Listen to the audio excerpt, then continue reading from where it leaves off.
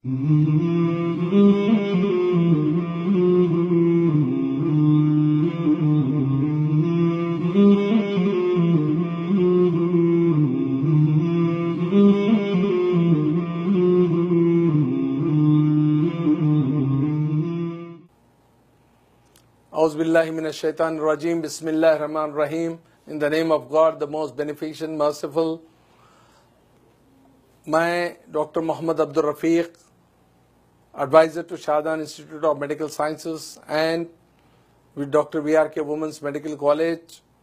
I am very thankful to my management for giving me this opportunity, wonderful opportunity to exhibit this, one of the best lectures here in this auditorium today. A very good morning to all of you, all the people who have gathered here. ये आज एक ऐसा उन्वान है जिसमें कई लोगों की lives बच जा सकती है। अगर ये टिडबिट्स आप लोग फॉलो करें, टिप्स फॉलो करें, तो कई लोगों की जानें बचाई जा सकती है। आज ये उन्वान है अनकॉन्शियसनेस। अगर कोई बेहोश हो जाए, उसको कैसा रिवाइव करना चाहिए। आज यहाँ पर हमारे साथ में आप ही लोगों में से एक बच्चा है, अभी यहाँ पर गिर गया है और वो जो है बेहोश हो गया है। क्या करना चाहिए? अगर बीपी कम होने की वजह से या खाना नहीं खाने की वजह से या फिर और किसी शुगर कम होने की वजह से या और किसी वजह से कोई गिर जाते हैं, तो उनको कैसा रिवाइव किया जा सकता है, ये टेक्निक है। ये टेक्निक अगर आप जान लेंगे तो कई लोगों की जानें बच सकती है। अभी यहाँ पर एक सवाल जवाब का सेशन होगा जिसमें मैं पूछूंगा कि नॉर्मल ब्लड प्रेशर क्या होता है। आप बताइए, क्या कहा आपने? 120/80। वंडरफुल, इनको जो है क्लैप कीजिए। तो नॉर्मली क्या होता है? 120/80 होता है एक नौजवान में। ये it goes by age. Age जैसी आपकी बढ़ती है उसके हिसाब से भी ये होता है। अगर एक 10 साल का बच्चा है तो 110/80 उसके लिए नॉर्मल होता है, और अगर एक 50 इयर्स के होते हैं तो 140/80 नॉर्मल होता है। एक नौजवान का जो 20 से 25 साल का होता है उसका जो है 120/80 होता है। चलिए आप बताइए कितने लीटर ब्लड होता है अपने बॉडी में? चलिए करेक्ट बताया आपने, 4.5 से 5 लीटर होता है। Wonderful, give it a big hand to him. तो ये जो है आज आप मालूम कर रहे हैं कि भाई ये क्यों पूछ रहा हूं। मैं आपको सवाल के जवाब की तरफ ले जा रहा हूं कि अगर कोई गिर गया तो क्या करना चाहिए। अभी ऑडियंस में ने बताया कोई पानी डालो, पानी डाले हम कुछ नहीं हुआ। कोई कह रहा है कि भाई उनको चुमटी लो, कुछ नहीं हुआ। कोई कह रहा है उनके जो है नाक बंद करो, वो उससे भी जो है वो होश पे नहीं आएंगे।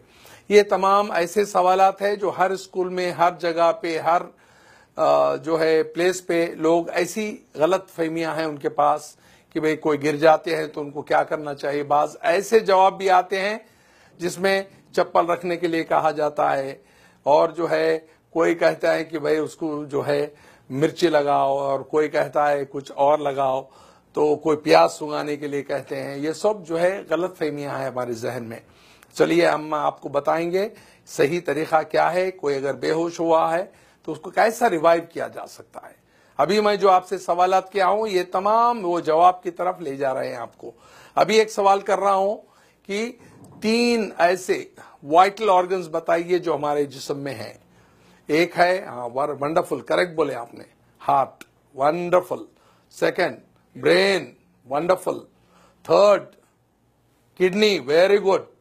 तो ये 3 क्यों वाइटल कहते हैं? हम इनको वाइटल क्यों कहते हैं? दूसरे भी आज़ा हमारे बहुत अहम है, सांस है, फेफड़े है और दूसरे कई चीजें, आंख है, सारी चीजें। वाइटल इसीलिए कहते हैं इनको। आपने खूब कहा, वेरी गुड, आपने भी खूब कहा। तो इसलिए कहते हैं कि इसको अगर ब्लड सप्लाई और ऑक्सीजन थोड़ी देर के लिए भी इसको रोक दी जाए या कम पहुंची जाए तो वो ऑर्गन्स मर जाते हैं, इसीलिए वाइटल कहते हैं। नॉन वाइटल ऑर्गन्स होते हैं जिसको आप, मसलन ये हाथ है, इसको आप दस्ती से बांध लें, 10 मिनट तक जो है हाथ जो है वाइट हो जाएगा, चुमटियां भरेंगी, टिंगलिंग, नमनेस होगा उसके अंदर, और चुमटी लिए तो भी पता नहीं चलेगा, फिर 10 मिनट के बाद में खोल दें तो फिर से ब्लड सप्लाई चली जाती है। अगर आप देखें कई बार आप बहुत देर के लिए बैठ जाते हैं तो पैर पूरा सुन्न हो जाता है, आपको ऐसा मारना पड़ता है। तो ये बताता है कि नॉन वाइटल ऑर्गन्स है, वाइटल ऑर्गन्स है। तो अगर हमारे नॉन वाइटल ऑर्गन्स का जो है 5 से 10 मिनट तक ब्लड सप्लाई अगर मजदूद हो जाए, रुक जाए, तो भी वो बर्दाश्त कर सकता है। मगर वाइटल ऑर्गन्स ऐसा है जैसा कि ब्रेन, हार्ट और किडनी 1 मिनट के लिए भी या उससे थोड़ा सा ज्यादा अगर ब्लड सप्लाई ऑक्सीजन कम हो जाए तो वो मर जाते हैं। उसको इंफ्रैक्शन कहते हैं, INFARCTION। इंफ्रैक्शन माने डेथ ऑफ द टिश्यू, वो टिश्यू मर जाता है। वैसे कहते हैं myocardial infraction, death of the heart muscle. Cerebral infract यानी death of the brain tissue, वैसे ही कहते हैं किडनी इंफ्रैक्ट यानी death of the kidney tissue. ये 3 ऐसे होते हैं वाइटल ऑर्गन्स। तो अब अभी कभी इंसान जब गिर जाता है तो कुदरत आपकी मदद करती है गिरा के। क्यों? आपका जो ब्लड प्रेशर है अगेंस्ट ग्रेविटी पंप होता है। आपके जो है ब्लड प्रेशर 120 रहा तो आप अगेंस्ट ग्रेविटी पंप करके जो है इसको डाल रहे हैं, आपके हेड को दे रहे हैं। जैसा कि इसकी मिसाल है, अगर आपके पास लाइट बंद हो जाए और आपका पानी की मोटर चल रही है तो वो बंद हो जाएगी, ऊपर पानी नहीं जाएगा। ग्राउंड लेवल पे खोलेंगे तो पानी आ जाएगा। वैसी ही अगर आपका ब्लड प्रेशर गिर जाता है तो ब्लड इधर नहीं जाएगा, सडन आपको बेहोशी तारी होगी, आप गिर जाएंगे।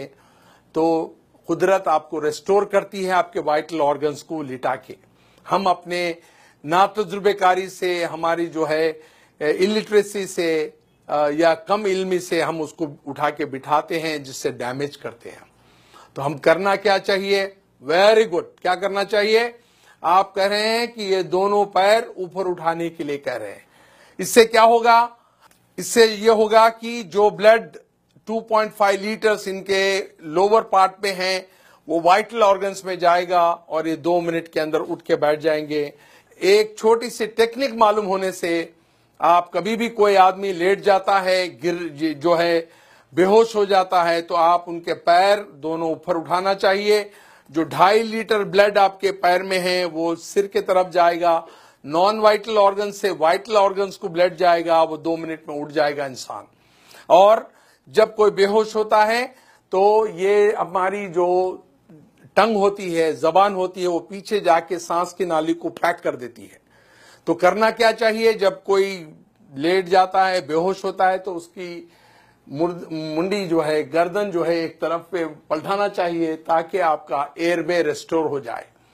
तो ये इतनी छोटी टेक्निक है, जब भी कोई आदमी ऐसा लेट जाता है, बेहोश हो जाता है, गिर जाता है, उसको लिटा के एक तरफ उसका जो है चेहरा करके ये एयरवे को रेस्टोर करना होता है। सेकंड होता है उसके जो पैर है उसको ऊपर उठाने से 2.5 लीटर जो ब्लड है नॉन वाइटल ऑर्गन से वाइटल ऑर्गन्स पे आएगा और एकदम उठ जाएगा।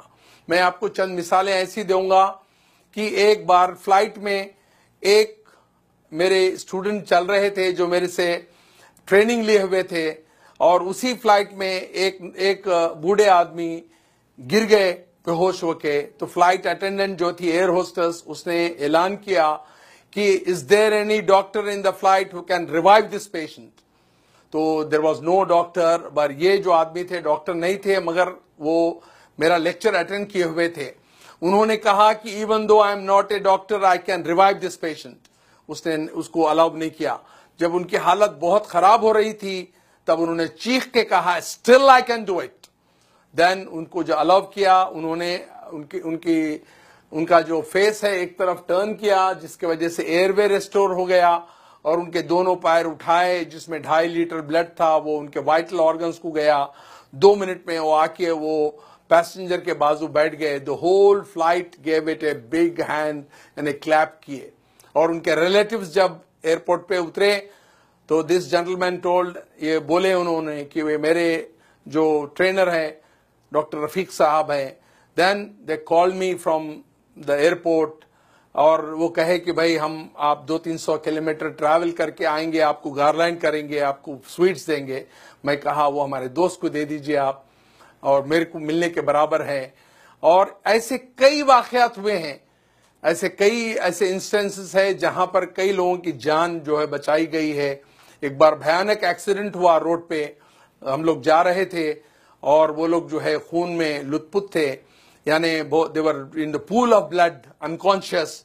कोई टेलीफोन कर रहा है इमरजेंसी को, कोई डॉक्टर को बुला रहा है, कोई और तिब्बी इमदाद के लिए कह रहा है, और उसी टाइम पे हम वहां पर पहुंचे।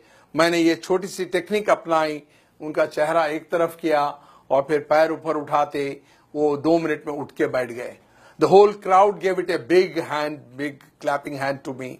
तो ये छोटी सी टेक्निक है जिसके वजह से आप पब्लिक प्लेसेस पे, रेलवे स्टेशन पे, एयरपोर्ट्स पे, बड़े क्राउडेड प्लेसेस पे, स्कूल्स पे, कॉलेजेस पे, रोड साइड पे आप ये टेक्निक अपनाने से किसी की जान बचा सकते हैं। मैं समझता हूं सामीन, आप आज जो ये ब्यूटीफुल ऑडिटोरियम में बैठे हुए हैं, you got enlightened by this small technique, और आप आज एक जान बचाने के काबिल हो सकते हैं। और मैं ये चाहता हूं कि ये टेक्निक्स सारे लोगों को आम करें, आपके दोस्त अहबाब में, आपके रिश्तेदारों में, आपके कलीग्स में, और so that you can save hundreds and hundreds of precious life which are lost due to our ignorance, our illiteracy. Thank you for giving a patient hearing. मैं चाहता हूं कि इसको आम करें आप। Thank you.